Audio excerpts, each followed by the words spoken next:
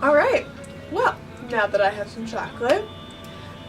Hey everybody, it's Brianna. I am here with another video. I just wanted to say hello! Hello everybody! I was actually surprised that people actually watched my last video, which was really awesome. Thanks guys for watching, and the thumbs up, that was great. I just wanted to say many things have happened since we've last spoken. So I don't know if y'all knew this or happened to participate. Tuesday was International Pancake Day. Woo! International Pancake Day. Ooh, International Pancake Day. Ooh, yeah, yeah. Elena, my old RA, Jackie, and I walked down to the wharf and we had dinner at IHOP, which was awesome. I was there for the New York cheesecake pancakes, which I knew weren't going to be free, but I was like, whatever, like if I'm going to go to IHOP, I'm going all out. When he came back with the check, my order was only $1.75, and I was like, what? Like, I'm confused, what's going on? I know this is like an $8 like menu item. I looked at it and it said free stack plus New York cheesecake. He only charged me for the cheesecake because it was still like a free stack. It was so cool. It was so nice. I was so thankful. I said thank you and I left like a $5 tip because I felt like bad that people probably took advantage of the pancakes.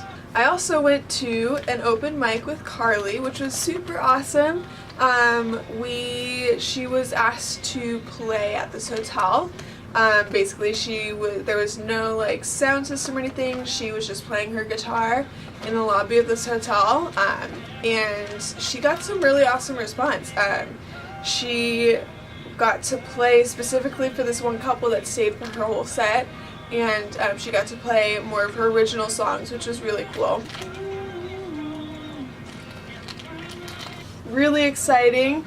I finished the first project for one of my classes, Design of the Built Environment, to convert a already existing space into a home for our client based off of their needs and other factors, including building codes and already existing features of the building. So today we presented it, and I got really good responses. Everybody really liked my piece.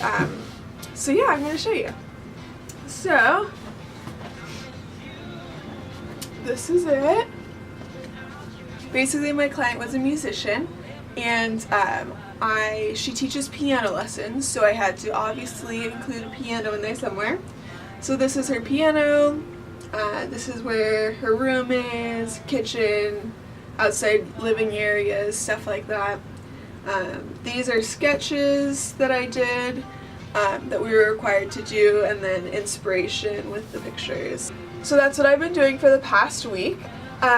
We just found out that our final is going to be basically the same project with a different client, and we have to do it all in one class. So basically I'm going to come back from spring break, and I'm going to come with like all of my supplies to class, and I'm going to create a floor plan based off a client in an existing building. The reason that we do it is so that we can get a better understanding of how working for a design company works. So if you don't mind, I am going to share with you something that stood out to me in the message. Last Sunday I went to try out a church here in SF, and it was actually really nice. It was super cool.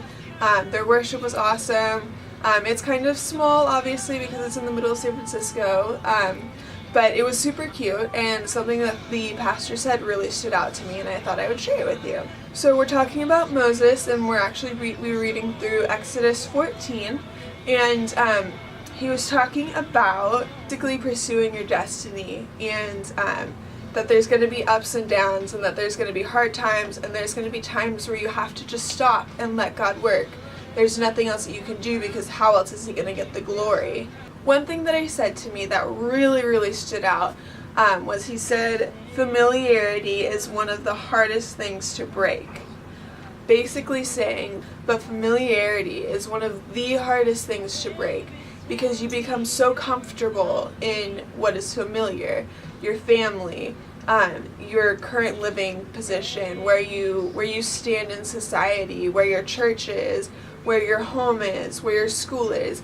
Things that are familiar become safe to you, and it's really hard to break out of that and break loose. Like, it was a big step for me to come here to San Francisco instead of staying and going to a community college back home. But you have to get out, you have to do things, you have to step out and be brave and step out into your destiny, into what God has planned for you. That really stood out to me because it's kind of hard for me sometimes to think about doing things other than what I'm doing now. It's the same for everybody.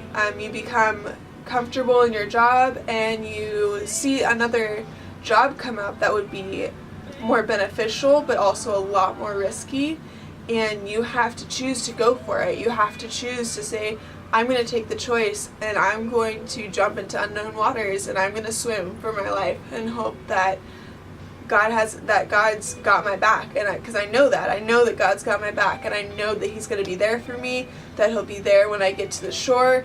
I know for a fact that God's got my back, so I just gotta trust Him. Another thing that the pastor mentioned was when God does His work, we don't really have a say in it, for obvious reasons. So he was reading from Exodus 14:14, and it says, God will fight the battle for you, and you keep your mouth shut. Obviously, that's the Message version, telling you to shut up, basically.